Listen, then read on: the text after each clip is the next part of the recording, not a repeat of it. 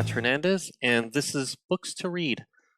Okay, so I'm actually going to do more of a micro review, and it's actually going to be more of a literary response, me responding to it and giving my own thoughts, more than just saying whether I like it or not and all that.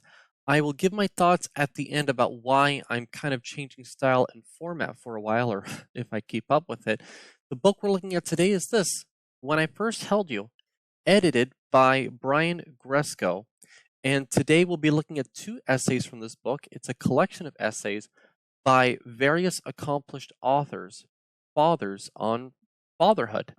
And so we'll be looking at the introductory essay and then the second essay in here by Dennis Lehane on love and incompetence.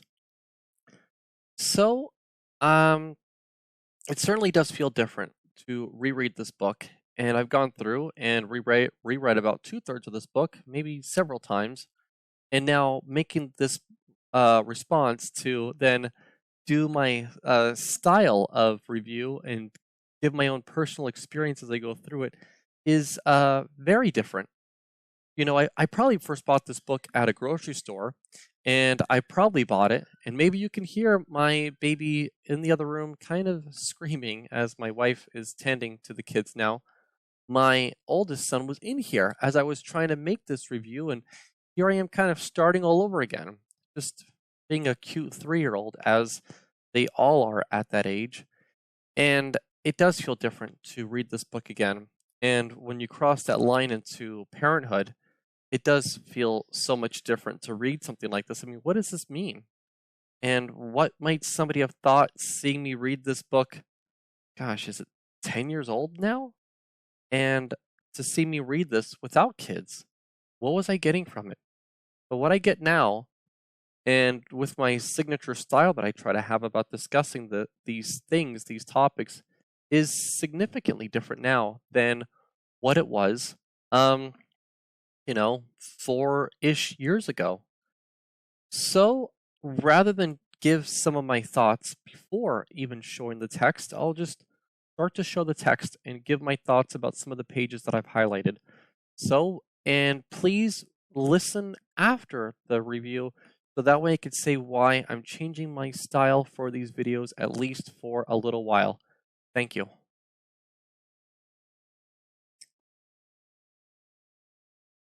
Hi, so this is the editor, Brian Gresko, and this is Dennis Lehane, the author of the second essay and author of a tremendous amount of books. The second essay here on love and incompetence. This is the cover of the book, same as you can see here. Well, I mean, the colors came out differently somehow, but I just took a picture of my own book because the photos I found online were not high enough resolution. So somehow mine looks larger resolution than those. Okay, here, so in this introductory essay here by Brian Gresko. So where he decides to focus his introductory essay, at least on himself, he kind of pulls out little tidbits from the other authors. We can see this even on the next page. But going back to this previous page, what he decides to highlight on is right from the beginning. So looking here at the bottom left-hand side, it was not the pediatricians, it was not, and the pediatricians whisked him away to the neonatal intensive care. For a while, my wife and I sat in the delivery room, scarfing sandwiches to fill stomachs that hadn't been fed in 20 agonizing hours. We talked about the scary, intense labor, but strangely, didn't discuss the baby in any detail, not what he looked like or how he felt in our arms. Where he had rested for less than a minute, I felt only an abstract anxiety for the boy as I might for any child in distress. More a sense that I should be concerned than, than concern itself. Why? I wondered. Was I so cold? You know, I do think that maybe many fathers might have this feeling Even somewhat of a mentor of mine when I was younger, about 8 years older than me, he told me that, with one of his sons, it didn't fully connect to him until his son was about 2 years old. And I've had those feelings with my own sons and such myself. And I do wonder how that comes to be. Now, on the top of the next page, when I was 10 years old, my parents revealed that the man that I thought of as my father was not in fact my real dad. My real dad was out there somewhere, though who he was and why he didn't want to be part of my life, and my parents wouldn't say. It was obvious to me that the circumstance of my birth caused them great pain and distress. So in the next paragraph, I know that my fear of fatherhood stemmed from that silence, a fear I brandished into adulthood with pride, as if I was tough and hard-boiled, though on the inside I still felt like that confused 10-year-old boy. You know, I I wonder how the author feels now if he could reflect back. If Brian Gresko can reflect back to the moments that he was writing this essay, and if he would still just feel that that maybe the way he felt as a father at that moment connected to this. Because though we might feel somewhat estranged to some parental figure, estranged might not have been the right word, but hopefully you get my gist. I wonder how much that plays any part like that. I think that many people um might ease into those feelings of care for one's own child and stuff. And there's kind of a disconnect between now there's things you must do, and the things you must do, you might rush to do, even before some of that love and affection hasn't fully metastasized yet? Okay, on this next page, same essay, of course. What is clear is that having a child clarifies the passage of time, the family line, a man's sense of himself in the world. A few of the essays, most explicitly, Justin Cronin's address how fatherhood has led to a renewed faith in the divine. Carl Taro Greenfield finds genetic traits coming into clear focus. So the author, or Brian Gresko's essay, just really focuses on this neonatal worry. And my youngest was in the NIC-U for a bit, and it seemed to be mostly jaundice, and we're all just told that was normal back home, and everybody I knew was like, "Oh yeah, yeah, my kid had that too. Yeah, yeah, my kid too." And I don't know how common that might be here in China, but that's the area that Brian Gresko decided to focus on. Then for the rest of this, he focuses on the lessons that he learned from the other authors. I mean, the photo I got from him here, I actually just ripped from his YouTube video of him promoting this book because I couldn't really find too many photos of him. So he says in it, or at least makes the claim, that he asked these other authors to tell their own experiences, and so he had reached out to them. So I guess he must have learned quite a bit. So I mean, Brian Gresko must be an excellent learner to ask other people to read to write, read their experiences, and then take that to heart. And then he wrote this introduction after, everything that they had written. So, it's quite telling and stuff. And that's the moment in the NIC-U. I mean, I still remember those days in the NIC-U and my son being there for, gosh, what was it, like a week?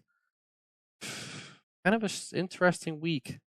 Very interesting week it was. One of the most interesting weeks of my life because I was still living here in China at the time and went home for my son's birth. Okay, next. So now I'm jumping to Dennis Lehane's his essay on love and incompetence. So, really just talk about this incompetence of one's self and whatnot. He tells us his characters are always competent, they're always cool. Dennis Lehane says that his characters are cooler than he is. Of course, he says he might have a week to think about a witty retort that one of them might say. So here on the bottom right, or sorry, bottom left, I think. Is it the bottom right on your side? I don't know. Since my children were born, I fear everything. At its worst, the fear jolts me awake in the gray just before dawn, heart thumping away. At its best, it lurks as politely as someone can lurk, behind most of my thoughts. I don't see electrical cords anymore. I see electrocution. I don't see dogs walking on the street. I see beasts that can turn feral without warning and launch at my oldest daughter's head.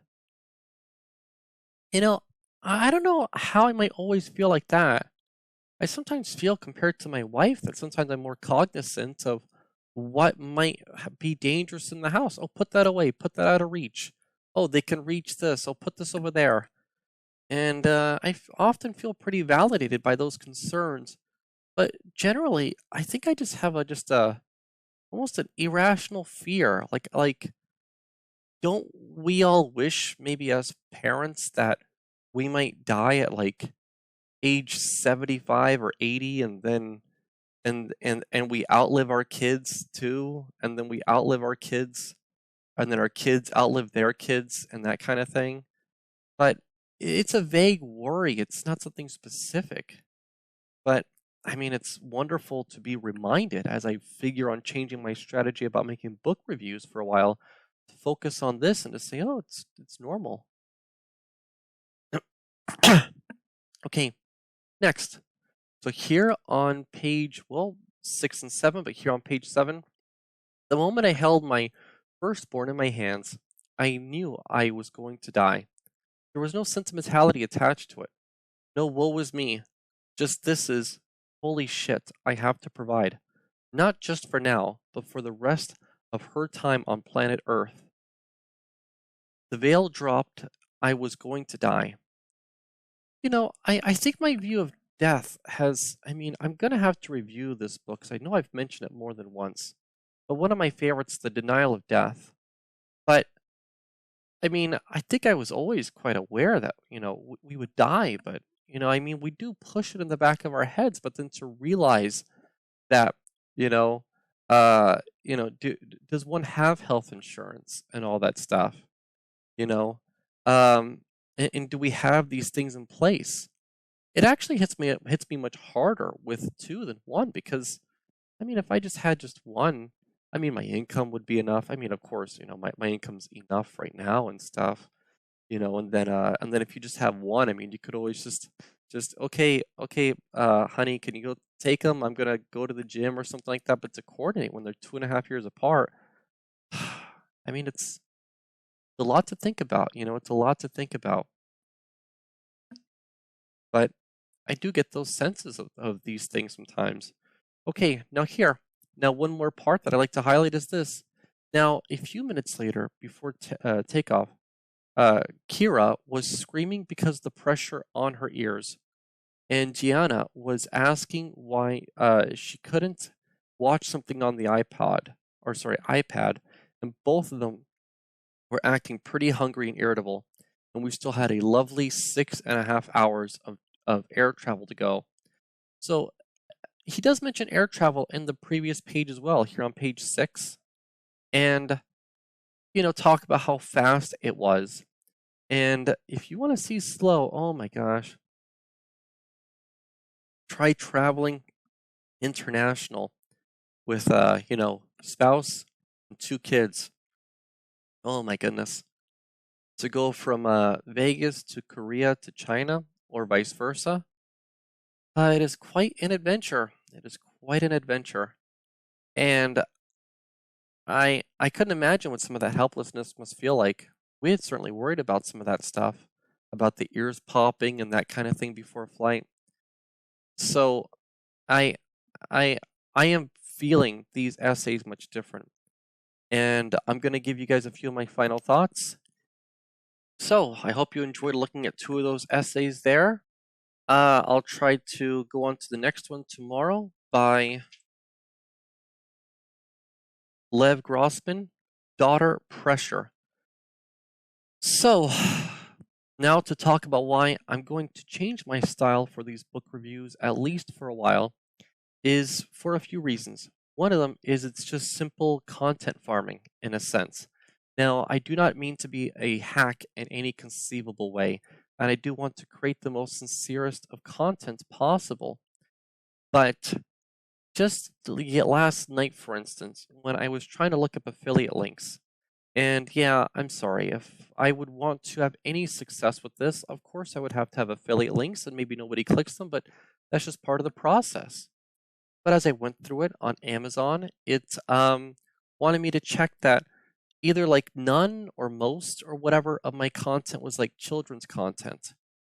And then I thought about it, and I want to be honest when I click these things. So then I had to move what I think are all 4 of my children's videos to another channel to get it off this channel.